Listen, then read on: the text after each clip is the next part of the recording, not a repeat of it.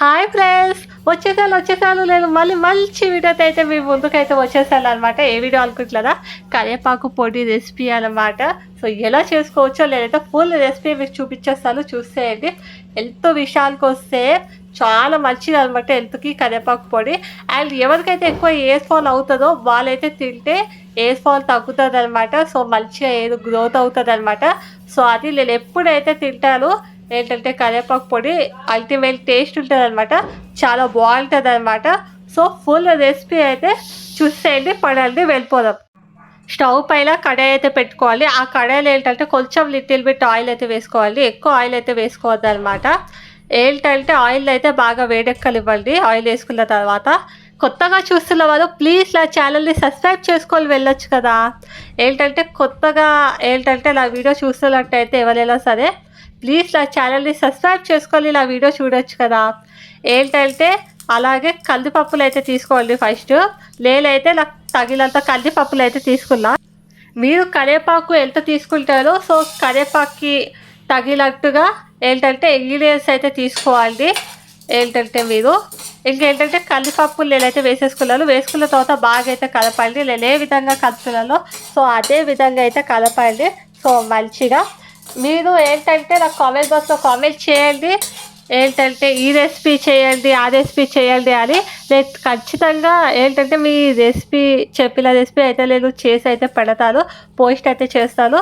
మీకు ఏ recipe food recipe కావాలో మీరైతే కామెంట్ బాక్స్లో కామెంట్ చేసేయండి. అలాగే వచ్చేసి మినప్పప్పు అయితే తీసుకోండి, నేను ఇక్కడ చూపిస్తున్నా కదా. సో మీకు తగినంత మినప్పప్పు అయితే తీసుకోండి, నాకు తగినంత మినప్పప్పు అయితే తీసుకున్నాను. సో వీటి రెండింటిని ఇంగ్రీడియంట్స్ని బాగా అయితే కలపండి. నేను ఏ విధంగా కలుపుతున్నానో సో అదే విధంగా బాగా అయితే మిక్స్ అయితే చేయండి. మంచిగా మిక్స్ చేసుకున్న తర్వాత ఏంటంటే అవి మంచిగా ఫ్రై అయిన తర్వాత ఏంటంటే చింతపండులు అయితే తీసుకోవాలి. మీకు తగినంత చింతపండు అండ్ ఎండుమిర్చి మీకు తగినంత తీసుకోవాలి. ఎండుమిర్చి చిన్న చిన్న ముక్కలుగా కట్ చేసుకొని వేసుకోవాలి. అలాగే కొంచెం చింతపండులు అయితే వేసుకోవాలి. ఆయిల్ అయితే ఆల్రెడీ ఉంటుంది కాబట్టి మళ్ళీ ఆయిల్ వేసే అవసరం లేదనమాట. సో వేసేసి మంచిగా అయితే వేపుకోవాలి. సో మంచిగా ఫ్రై అయితే చేసుకోవాలి. మంచిగా టేస్ట్ అరోమా వచ్చే వరకు అయితే మంచిగా అయితే వేపుకోవాలి. వేపుకున్న తర్వాత ఏంటంటే ఒక ప్లేట్లో అయితే సర్వ్ అయితే చేసేసుకోవాలి. నేను ఇప్పుడు ఒక ప్లేట్లో అయితే తీసేసుకుంటున్నాను కదా. సో ఇదే విధంగా ఒక ప్లేట్లో అయితే తీసేసుకోవాలి అనమాట. మీకు నేను ఇక్కడ మీకు చూపిస్తున్నా కదా ఎలా వేగేయాలని చెప్పేసి అవి చూస్తున్నారు కదా, ఈ విధంగా అయితే వేచుకోవాలి. సో మంచిగా వేచుకున్న తర్వాత పక్కన అయితే పెట్టేసుకోవాలి. ఏంటంటే ఎవరైతే నా ఛానల్ని సబ్స్క్రైబ్ చేసుకున్నారో, ఎవరైతే నా ప్రతి వీడియోకి లైక్ చేస్తారో వాళ్ళందరికీ heartfully thank you so much అనమాట. ఎవరైతే లైక్ చేస్తారో, ఎవరైతే సబ్స్క్రైబ్ చేసుకున్నారో వాళ్ళందరికీ థ్యాంక్ యూ సో మచ్ అనమాట. మీకైతే ఏంటంటే అలాగే కరివేపాకు అయితే తీసుకోవాలి. నేను మీకు ఇక్కడ కరివేపాకు అయితే చూపిస్తున్నాను కదా. సో ఏంటంటే ఇంకా కరివేపాకుని ఏంటంటే బాగా వాష్ అయితే చేసుకోవాలి, బాగా కడుక్కోవాలి. కడుక్కున్న తర్వాత ఎండలో అయినా సరే లేదనుకుంటే ఫ్యాన్ కింద అయినా సరే ఒక క్లాత్ వేసేసి పంచన్ క్లాత్ మొత్తం అయితే ఫ్రెష్ చేసేసి ఆరబెట్టుకోవాలి. ఒక 2-3 అవర్స్ అయితే ఆరాలన్నమాట కరివేపాకు. సో మంచిగా ఆరిపోయిన తర్వాత ఏంటంటే కడాయి పెట్టుకొని స్టవ్ పైన ఏంటంటే ఆ కరివేపాకులు అయితే కొంచెం అయితే వేసేసుకోవాలి.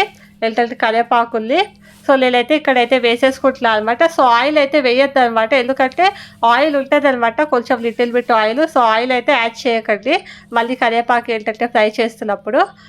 సో ఏంటంటే నావైతే మంచిగా అయితే వేగుతున్నాయి అనమాట కరివేపాకులు. సో నేను ఏ విధంగా కలుపుతానో సో అదే విధంగా అయితే కలుపుకోవాలి. కరివేపాకులు అవి మంచిగా అయితే ఫ్రై అయిపోయాయి అనమాట.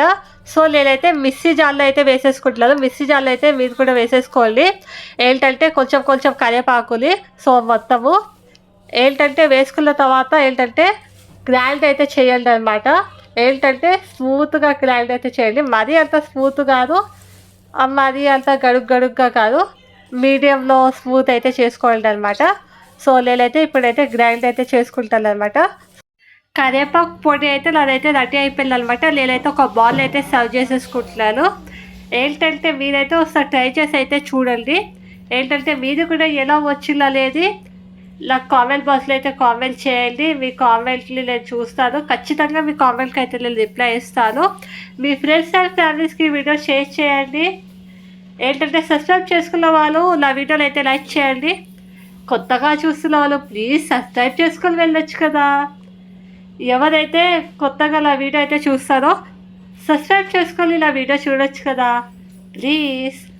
ఏంటంటే మరిన్ని వీడియోస్ కోసం ఏంటంటే నా ఛానల్ అయితే మీరు సబ్స్క్రైబ్ చేసుకోవడం అస్సలు మర్చిపోకండి. అంటే టేక్ కేర్. నెక్స్ట్ బ్లాగ్లో అయితే కలుద్దాం మళ్ళీ. Bye bye.